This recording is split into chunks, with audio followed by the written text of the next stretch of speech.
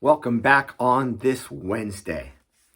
Glad that you've joined us as we work through the story of the birth of John the Baptist. Yesterday we read about how he was born. The family, relatives celebrated with Elizabeth and Zechariah. They wanted to call him Zechariah, but Elizabeth said, no, his name will be John. And they were wondering why that would be. Let's continue looking at verses 62 through 66. And they made signs to his father, inquiring what he wanted him to be called. And he asked for a writing tablet, and he wrote, "His name is John." And they all wondered. And immediately his mouth was opened and his tongue loosed, and he spoke, blessing God. And fear came upon all the neighbors, and all these things were talked about throughout all the hill country of Judea. And all who heard them laid them up in their hearts, saying, "What then will this child be?" For the hand of the Lord was with him. As we look at this, there's a couple things that stick out to me. First of all, unfortunately, it's the role of the women in that era, that time of the world. They really did have the ability to make the decisions. It wasn't Elizabeth's decision.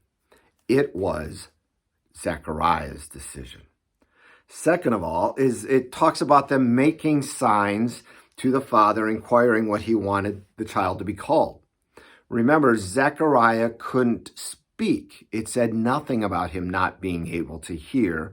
So I find that kind of an interesting thing, right? They sign language. Instead of speaking to him, they assumed that he was deaf and dumb, couldn't hear or speak. But he wrote simple words. His name is John. He had learned his lesson. He wasn't going to second guess the angel again. He did what he was told, and the child was named John. And then his tongue was loosed. The tongue which God had bound, God now loosed. And the words that he spoke blessed God for this great gift that he and his wife had received through this child. And then the fear, the awe of what happened spread throughout the people who were there. Fear of the Lord and amazement that this man who didn't speak for 9 months was now praising the Lord and praising God for all the things that he had done. That fear then spread, the word spread, kind of like wildfire through that part, and all it says, put them in his heart, wondering what kind of child that might this be.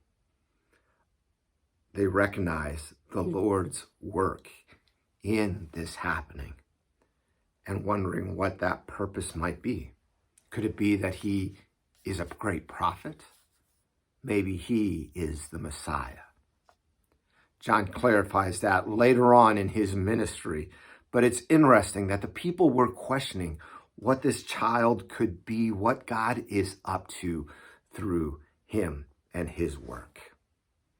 I know our readings are a little bit shorter as we're wrapping up this week in this chapter 1, as we're getting ready next week to go through the Christmas story. But before we do that, we get to hear another one of the songs of the season. This is a song of Zechariah, also known as a Benedictus.